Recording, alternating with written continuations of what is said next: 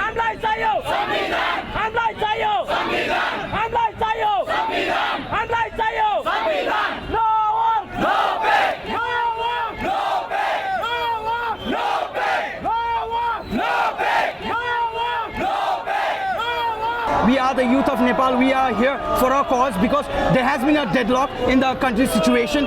We have been waited for more than 3 years for the constitution and it has not come out. Though the Constituent Assembly member have taken the wages, they are enjoying the benefits, but where is the constitution? Nobody knows. And we are here to make a point. We need our constitution. We are aware about what is happening and we want to bring change, and that's it. We don't know what we will do or what's there in future. We know that we are here to speak. Our voices must be heard. हामीलाई चाहियो संविधान, हामीलाई चाहियो संविधान। No war, no pay, no war, no pay, no war, no pay, no war, no pay, no war, no पे।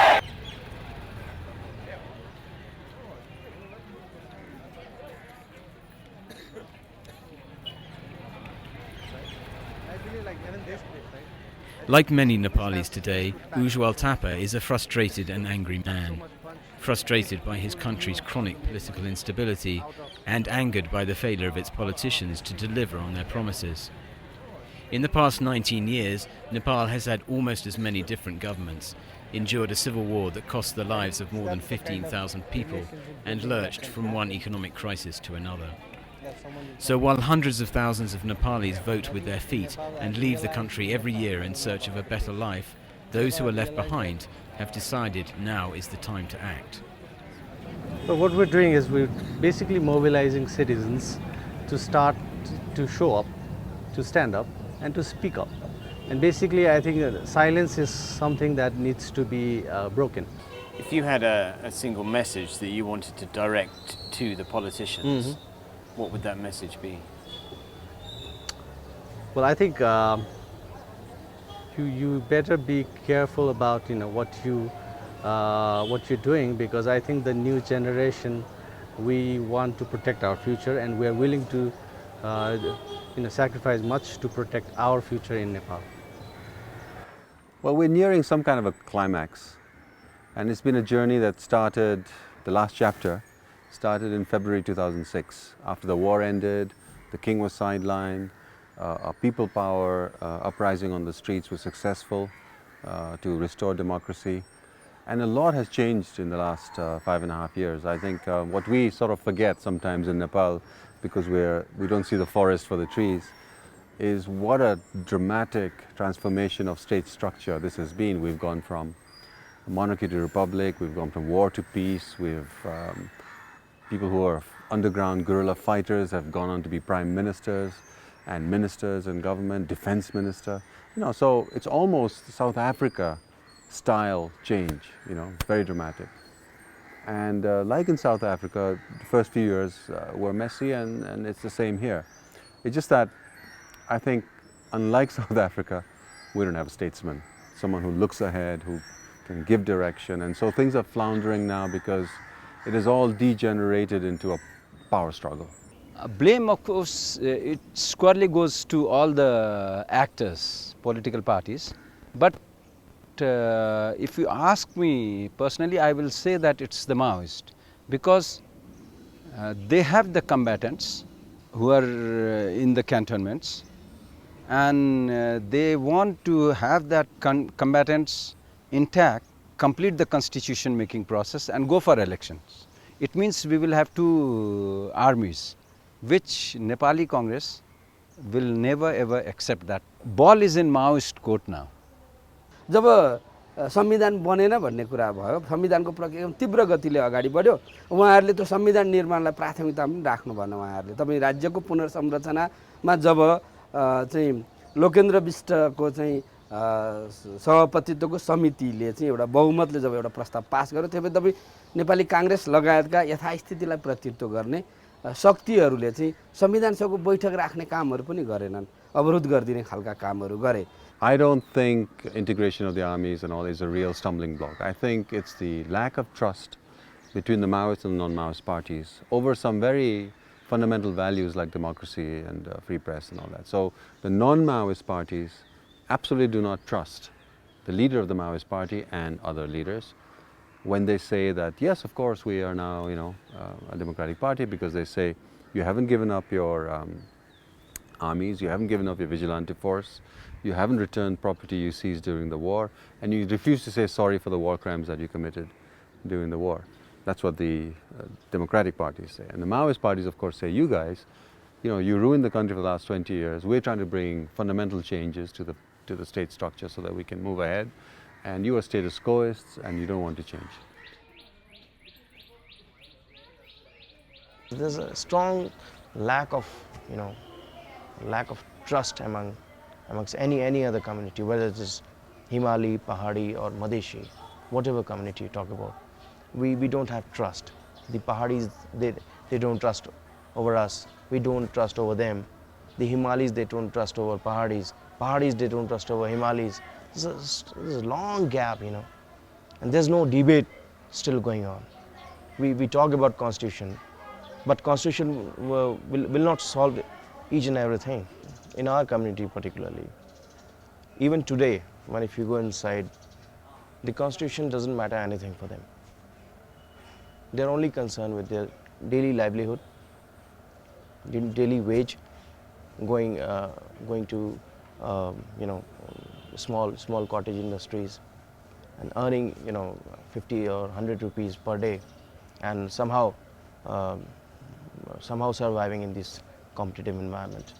If you go outside Kathmandu, you'll find such grave problems that people are not able to access proper sanitary water. They don't have medical treatment facilities. They are bound to go to India, and there are multiple problems. For me, I'm a student of management. This country is not managed.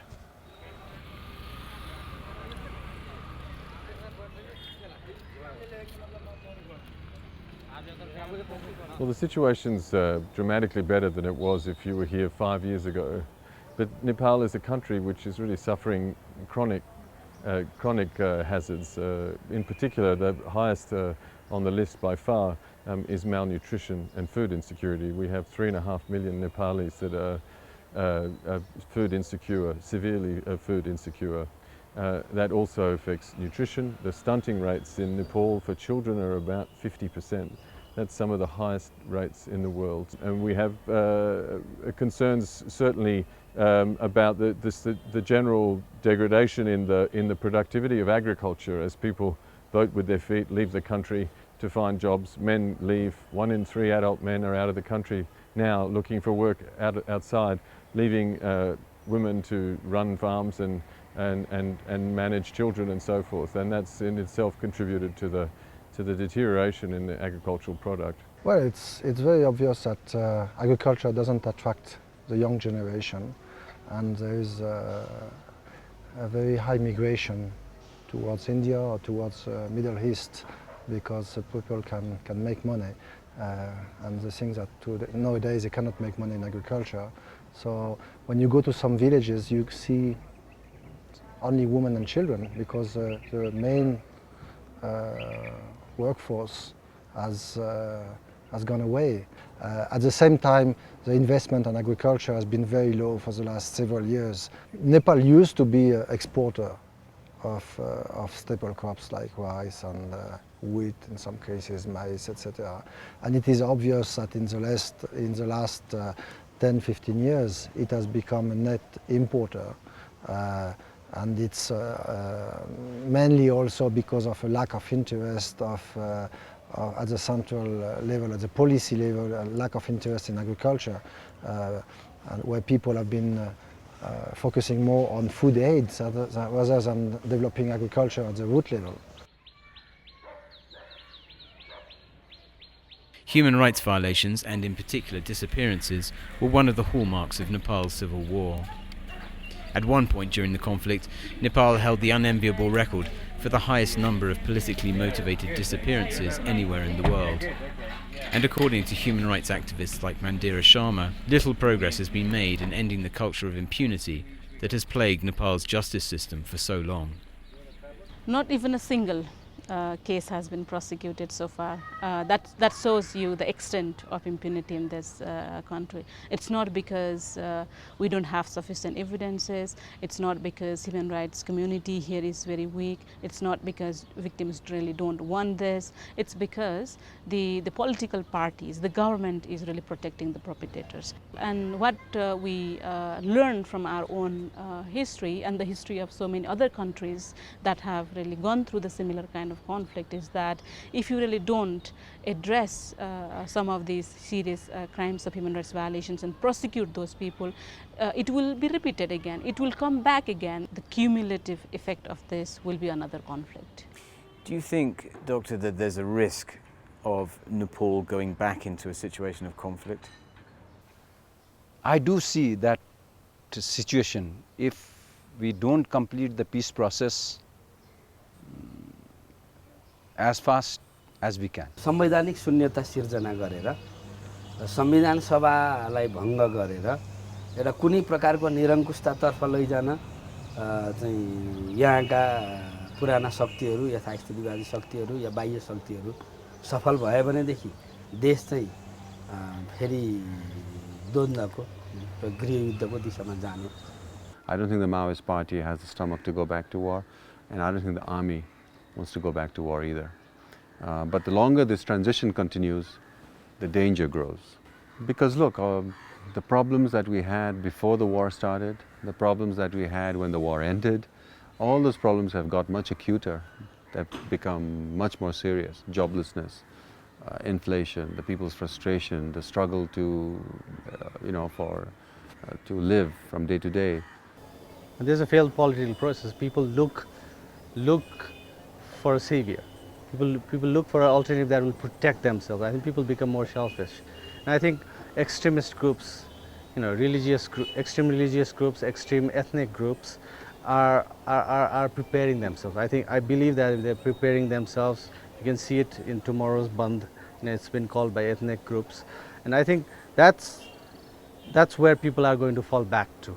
And when that happens, when people are bound by ethnicity, by their tribes, by their religions, I think violence becomes much more possible in Nepal.